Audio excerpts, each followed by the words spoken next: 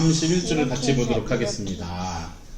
오늘 내용은 천국 열쇠에 관한 것에 대해서 3개의 질문과 대답인데, 천국 열쇠가 무엇이냐면 답을 하기 전에 우리 지난주에 했었던 부분을 한번 살짝 다시 볼 거예요.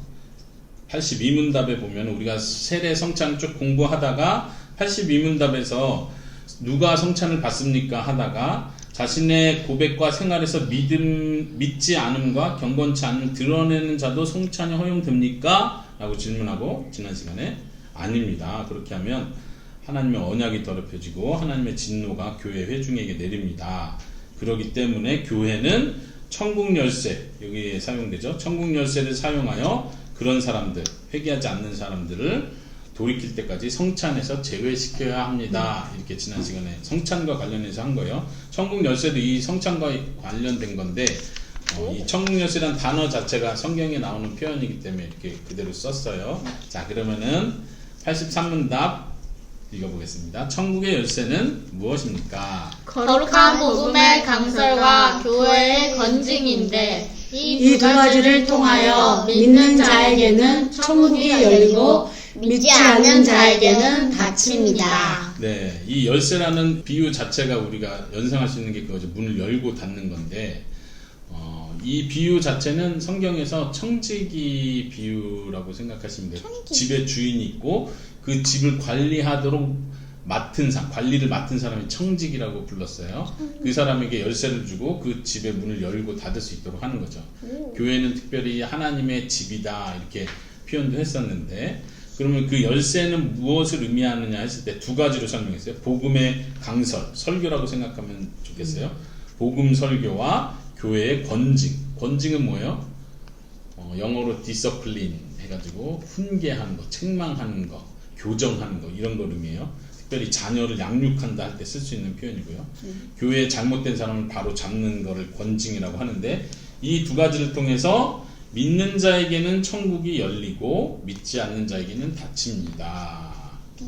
이제 이게 뭘 의미하는지를 그 다음 84, 85에서 물어볼 거예요. 첫 번째 84는 그 복음 설교를 통해서 어떻게 천국이 열리고 닫힙니까?를 묻고, 85문답은 교회의 건징을 통해서 어떻게 천국 문이 열리고 닫힙니까? 이렇게 물어볼 거예요. 좀 나눠서 읽어보도록 하겠습니다. 84.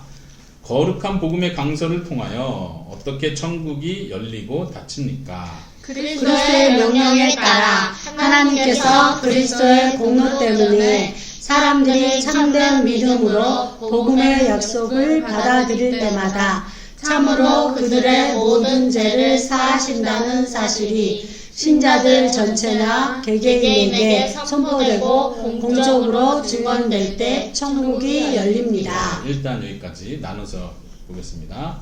어떻게 천국이 열리고 닫힙니까? 한데 지금 어떻게 열리는지를 먼저 설명했어요. 이제 이게 비유적인 표현이니까 진짜로 천국에 어떤 큰 대문이 있어서 그게 누가 열쇠로 연다 닫힌다 이렇게 생각하면 안 되고, 비유적인 표현이에요.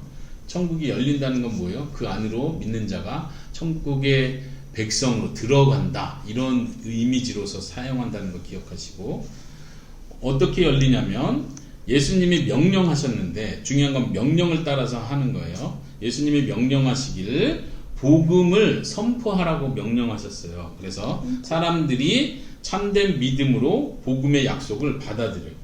그 복음이 설교되어질 때 받아들이고, 그리고 그럴 때마다 하나님께서는 그 믿는 사람의 모든 죄를 사하셔요. 이 진리가 복음 설교에서 선포되어질 그때, 그들이 믿음으로 받아들이고 그것을 고백하는 그때에 천국문이 열리게 되는 것입니다.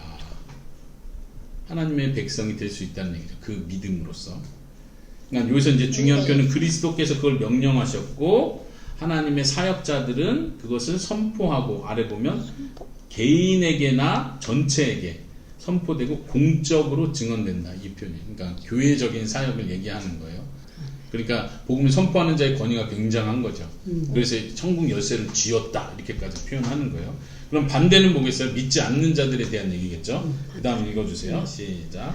반대로 그들이 돌이키지 않는 한 하나님의 진노와 영원한 정죄가 그들 위에 머문다는 사실이 모든 믿지 않는 자와 외식하는 자에게 선포되고 공적으로 증언될 때 천국이 닫힙니다. 이러한 복음의 증언에 따라서 하나님께서는 이 세상에서와 장차 올 세상에서 심판하실 것입니다. 네, 똑같이 복음이 증언되는 거예요. 이 그리스도께서 세우신 사역자를 통해서 복음이 증언되는데 어떤 사람들은 그 말씀을 듣고 돌이키지 않겠죠.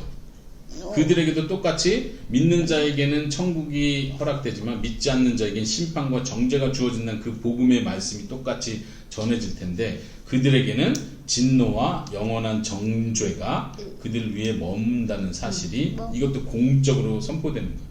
교회 안에 다 믿는 사람만 있는 게 아니죠. 믿지 않는 자도 있고 혹은 누굴 따라서 오는 사람도 있고 때로는 외식하는 사람, 위선적인 사람, 믿는 것처럼 하면서 오는 사람도 있고 그렇죠. 아니면 그 여러 학기 있을 때 재밌는 거 할 때 있다고. 그렇죠.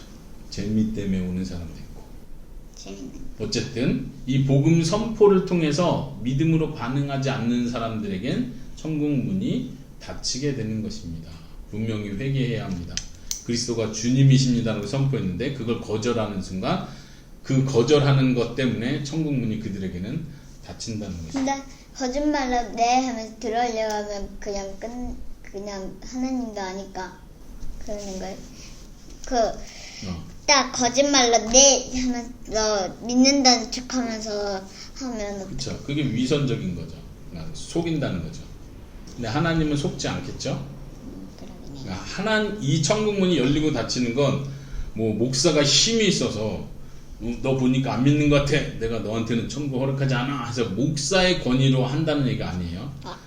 이 목사는 그 복음을 선포하는 일이고 천국 문이 실제로 열리고 닫히는 그 권위는 하나님으로부터 오는 거죠. 하나님께서 그 사람의 마음들을 아시기 때문에 너가 복음을 들었음에도 불구하고 거절하는구나 하면서 하나님께서 닫으시는 거죠. 그러나 우리는 청지기로서 그 역할을 하는 거예요. 네. 딱 자, 듣고 네. 85문답. 이제 권징에 대한 거예요. 두 가지를 얘기했었죠. 천국의 열쇠가 두 가지가 있는데 하나는 복음 설교고 두 번째는 교회의 권징이라고 했어요. 그럼 교회 권징을 통해서는 어떻게 천국 문이 열리고 닫힙니까? 이거에 대한 질문이에요. 자, 대답을 읽어주세요. 시작. 그리스도의 명령에 따라 그리스도인의 이름을 가진 자가 교리나 생활에서 그리스도인답지 않을 경우 먼저 형제들로서 거듭 공고할 것입니다. 그렇지만 자신의 오류나 악행에서 돌이키기를 거부한다면 그 사실을 교회 곧 7위회에 보고해야 합니다. 네, 일단 여기까지. 7위회는 뭐죠? 7위한다 이 말은 다스린다 이런 의미예요. 그러니까 교회에서 다스리는 역할을 하는 그 모임을 말하는 거예요. 누구를 가리키겠어요? 누구들을? 목사님을 포함한 장로님들. 자, 먼저는 지금 위에 설명해 보니까 이것도 그리스도께서 명령을 하신 거예요. 그런데 교회 안에 그리스도라고 불리는 사람, 그리스도인이라고 할 수 있는 사람, 세례를 받은 사람을 전제하는 거예요. 교회 회원이고 믿음을 공개적으로 믿음을 고백한 사람인데 문제는 교리나 생활에서 비그리스도인 같이 행동하는 거예요. 믿지 않는 사람처럼. 불신자처럼 죄를 범하고 생활에서 교리적으로도 잘못된 교리를 계속 고집하고 따라간다든가 그랬을 때 어떻게 해야 돼요? 이 이야기는 그 아래 성경 주석에 보면 마태복음 18장 있는 부분 있죠. 바로 아래 거기 보면 예수님께서 직접 이렇게 말씀하셨어요. 그 18장 15절부터 18절 읽어주시겠어요? 내 형제가 죄를 범하거든 가서 너와 그 사람과만 상대하여 공고하라. 만일 들으면 내가 내 형제를 얻은 것이요 만일 듣지 않거든 한두 사람을 데리고 가서 두세 증인의 입으로 말마다 중창케 하라. 만일 그들의 말을 듣지 않거든 교회의 말하고 교회의 말도 듣지 않거든 이방인과 세리와 같이 여기라. 진실로 너희에게 이르노니 무엇이든지 너희가 땅에서 매면 하늘에서도 매일 것이요 무엇이든지 땅에서 풀면 하늘에서도 풀리리라. 네, 여기에 이제 예수님께서 마태복음 18장에서 천국의 열쇠와 연관된 이런 표현을 하시는 거예요. 교회에서 이 사람을 쫓아내기로 결정한다면 너희가 이 땅에서 무엇을 매면 뭔가 문제를 딱 결정을 하면 하늘에서 똑같이 그렇게 하시겠다는 거예요. 이건 이제 하나님께서 판단하신다는 얘기죠. 그러니까 교회에서 판단하는 것과 하나님의 판단이 별개로 따로 노는 게 아니라 예수님께서 교회에게 천국 열쇠를 줌으로써 그런 권위를 주셨다는 얘기예요. 근데 이제 그 절차를 설명하죠. 어떤 사람이 죄를 범했을 때 처음에 한 사람이 가고 그 다음에 두세 사람이 같이 가서 권고하는 거예요. 그래도 말 안 들으면 어떻게 해요? 이 교회 안에서 교회적인 판단에 의해서 이 사람을 출교시킨다. 교회에서 나가게 한다는 얘기예요. 아니 근데 그 중에 쫓아낼까 막 하면서 하고 있는데 집중해야 하면 갑자기 마음이 바뀌어서 그럼 어떻게 되죠?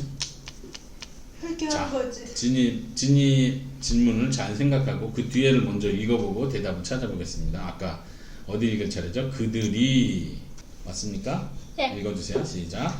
그들이 교회의 권고를 듣고도 돌이키지 않으면 성례의 참여함을 금하여 성도의 사귐 밖에 두어야 하며 하나님께서도 친히 그들을 그리스도의 나라에서 제외시킬 것입니다. 그러나 그들이 참으로 돌이키기를 약속하고 증명한다면 그들을 그리스도의 지체와 교회의 회원으로 다시 받아들입니다. 자, 거기 읽은 부분 다시 보세요. 진이 한번 보세요. 어떻게 하라고 그래요? 7위회 교회의 그 지도자들에게 말하는데도 그 범죄한 사람이 그 7위회의 권고도 듣지 않으면, 돌이키지 않으면, 근데 대부분 진짜로 믿는 사람이라면 자기가 잘못을 분명히 지적받으면 또 교회의 지도자가 지적을 할 때는 받아들여. 죄송합니다. 정말 몰랐습니다. 이럴 텐데 그게 아니라 이 사람은 완전 완고한 사람이에요.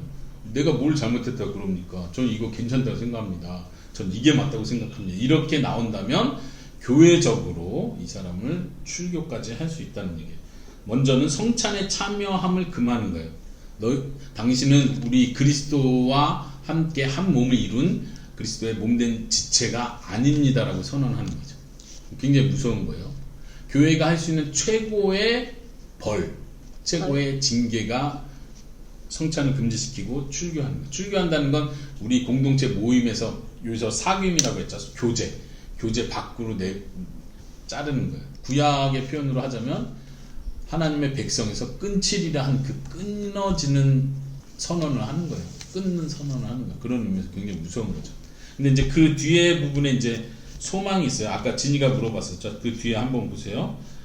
하나님께서도 그들을 그리스도의 나라에서 제외시킬 것입니다. 그러나 그들이 참으로 돌이키기를 약속하고 증명한다면 그 사람은 진짜로 회개해요. 그리고 그들의 행실을 고치는 거야. 아, 제가 이렇게 고치겠습니다. 잘못된 거, 지적받은 거 고치도록 노력하겠습니다. 이거 이제 증명한다고 했는데 완벽하게 살아낸다 이런 의미보다는 고치려고 분명히 의지를 보이는 거예요. 실천을 하는 거예요. 그랬을 때는 그들을 그리스도의 지체와 교회의 회원으로 다시 받아들입니다. 회개하는 사람은 받아주는 거 언제든지 교회는. 물론 목사가 7위회가 그 사람이 진짜로 회개하는지 진짜 변화됐는지는 알 수 없지만 그럼에도 불구하고 우리는 그 사람이 그렇게 고백할 때 믿어주고 받아주는 거예요. 그리고 중요한 건 하나님께서 최종 판단을 하시는 거죠. 여기서도 하나님께서 그리스도의 나라에서 제외시킬 것입니다 라고 했어요. 진짜 이 사람이 중범죄를 범했고 마음이 완악하다 하나님 그렇게 할 거고, 이 사람이 진심으로 회개한다면 하나님께서 진심으로 다시 받아주시는 거죠. 우리가 하는 게 아니에요. 우리는 그 청지기 역할을 하는 거예요.